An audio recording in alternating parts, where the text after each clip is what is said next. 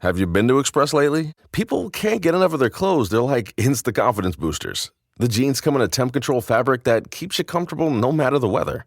And the t-shirts, hands down, they'll feel like they're made of the softest fabric you've ever worn.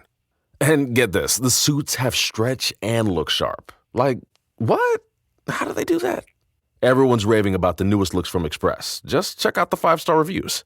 See for yourself and shop the latest at express.com and in stores.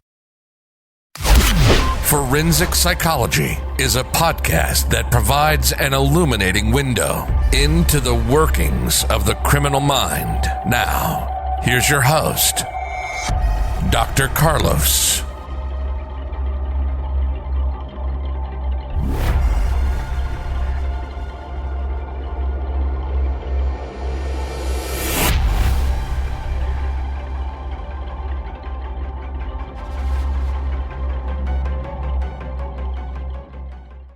We'll be looking at the case of State versus Forrest in 1987. Should the defendant be held responsible for the premeditated and deliberate killing of his father?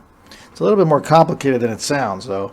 The defendant was convicted of the first-degree murder of his father, Clyde Forrest. The defendant was sentenced to life imprisonment.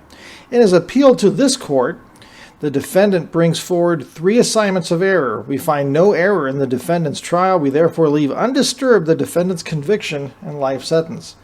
The facts of the case are essentially uncontested, and the evidence presented at trial tended to show the following events. The defendant, John Forrest, admitted his critically ill father, Clyde Forrest, who had previously been hospitalized, was suffering from numerous serious ailments, and by the morning of December 23rd, his medical condition was determined to be untreatable and terminal. Accordingly, he was classified as no code, meaning that no extraordinary measures would be used to save his life. The following day, December 24th, the defendant went to the hospital to visit his father, and no other family members were present in the room. While one of the nurse assistants was tending to his father, he said, "There's no need to do that. He's dying." "Well, I think he's better," said the nurse assistant, noticing that the defendant was sniffling as though crying. When the nurse's assistant returned with the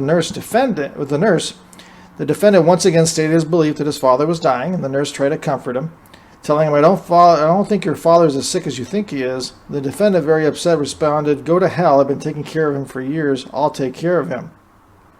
Alone at his father's bedside, the defendant began to cry to tell his father how much he loved him. His father coughed. Extremely upset, the defendant pulled a small pistol from his pants pocket and put it to his father's temple and fired.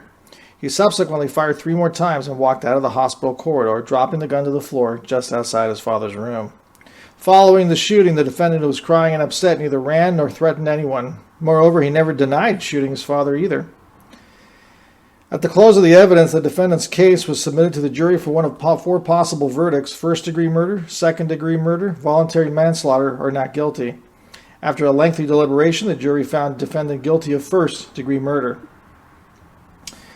And the issue was in his second assignment of error. Defendant argues that the trial court's submission of the first-degree murder charge was improper because there was insufficient evidence of premeditation and deliberation presented at trial. He says, "We do not agree, and we therefore overrule the defendant's assignment of error."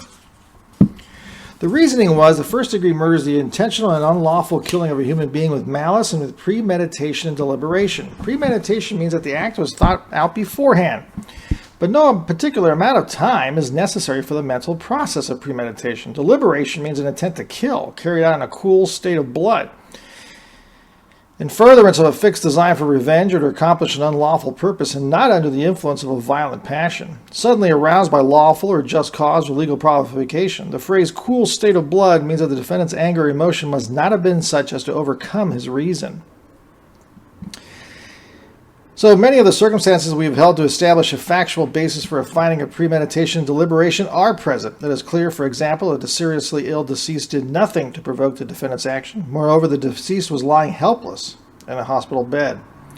The holding was easy. It was most persuasive of all on the issue of premeditation and deliberation. However, the defendant's own statements following the incident are, among other things, the defendant stated that he had thought about putting his father out of his misery because he knew he was suffering. He stated further that he had promised his father that he would not let him suffer and that he did not think he could do it.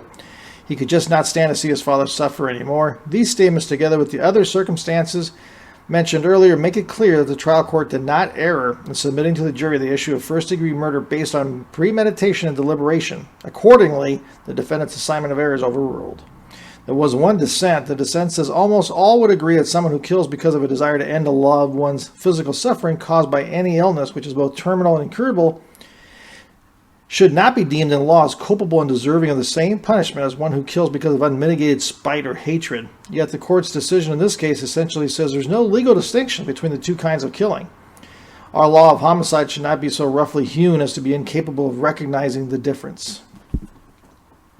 So that's what makes that case interesting. It was the dissent more than anything else, was the distinction they was trying to make between the different types of homicides and I guess the intent behind the homicides, which is obviously one of the main things in regards to convicting somebody, is always the intent, right? Was it premeditated or not? What was the reason behind it? And in this case, the majority ruled the other way. That's it for now. Your AC works overtime all summer, so be sure to replace your old air filters with new Filtry air filters. They recommend updating HVAC filters at least every 3 months all year round. So order your Filtry air filters today at Filtry.com. Let's clear the air. I'm Robert Conti, Chief of the Metropolitan Police Department, and I need your help. Dangerous driving on DC streets has risen dramatically, resulting in tragic fatalities. Together, we can reverse this trend. So join me in our commitment to adopt safe driving behaviors in the district. Never speed, drive impaired, or drive distracted. Too much is at stake to be careless behind the wheel, and our officers are committed to a safer community. And you should too. Please help us by ending all dangerous driving behaviors.